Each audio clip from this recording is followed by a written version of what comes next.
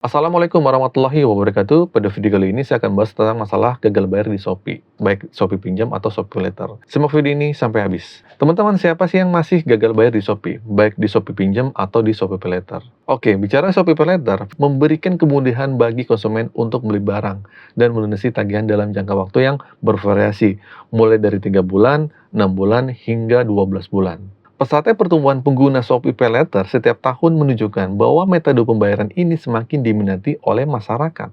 Jadi banyak menggunakannya.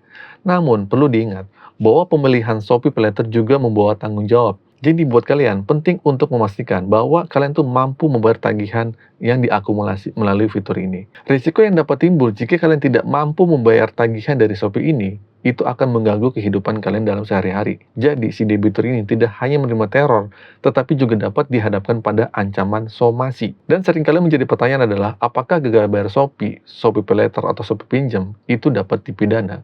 Apakah Shopee PayLater itu bisa dihukum pidana jika kalian nekat gagal bayar di situ? Untuk mengetahui jawaban ini, secara rinci ada 3 risiko yang perlu kalian perhatikan jika gagal bayar di Shopee. Oke, yang pertama adalah yang sudah pasti bunga pinjamannya akan menjadi lebih besar kalau kalian sedang gagal bayar.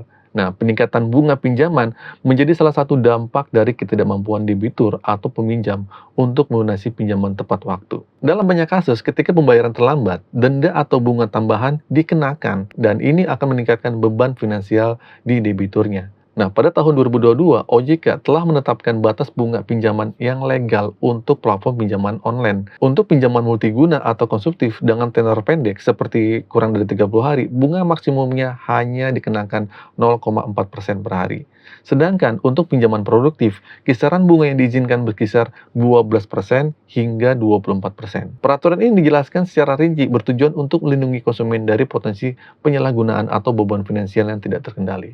Oke, selanjutnya resiko yang kedua adalah ditagih sama debt collector. Jika kalian tidak melunasi utang di pinjol di Shopee ini, tentu akan ditagih oleh DC. Nah, ketidakmampuan melunasi utang pada platform pinjaman online atau pinjol ini dapat mengakibatkan proses penagihan oleh DC pinjol. Nah, meskipun demikian, dalam melakukan penagihan utang, penyelenggara pinjol diharuskan untuk mematuhi peraturan perundang-undangan yang berlaku. Nah, jadi proses penagihan tersebut juga harus dilaksanakan dengan mematuhi norma-norma yang berlaku dalam masyarakat dan ketentuan peraturan perundang-undangan yang mengatur praktik penagihan utang tersebut. Nah, hal ini bertujuan untuk menjaga hak dan kewajiban baik debitur maupun penyelenggara pinjol, serta mencegah praktik penagihan yang melanggar etika atau hukum. Oleh karena itu, walaupun penagihan utang dapat menjadi konsekuensi dari ketidakmampuan melunasi pinjaman, proses tersebut harus tetap berada dalam batas-batas yang diatur oleh perundang-undangan dan memberikan perlindungan hukum kepada semua pihak yang terkait. Oke, selanjutnya yang ketiga adalah tercatat di Slick OJK dengan kualitas yang buruk. Walaupun banyak yang bilang kalau Shopee tidak masuk Slick OJK, yang masuk hanya Shopee PayLater aja, kalau S-Pinjam nggak masuk Slick OJK. Oke, jadi gini, penyelenggara pinjol yang memenuhi syarat memiliki kewajiban sebagai pelapor, termasuk menyampaikan pelaporan mengenai debitur kepada OJK. Jadi, bisa aja suatu saat S-Pinjam ini juga melaporkan ke OJK.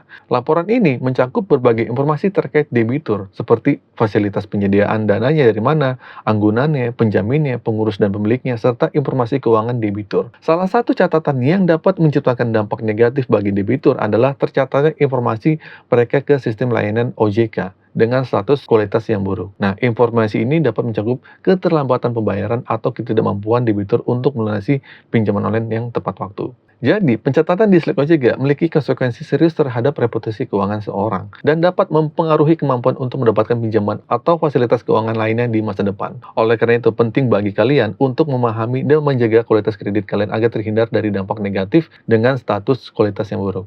Jadi gitu teman-teman ya. Singkat aja, resiko Shopee itu nggak ada yang lebih buruk cuma dari catatan Slick OJK. Jadi buat kalian, untuk yang takut sama DC atau ada DC atau tidak, nggak usah dipikirin dulu. Oke, itu saja teman-teman video kali ini. Semoga info ini bermanfaat. Akhir kata dari saya, Assalamualaikum warahmatullahi wabarakatuh.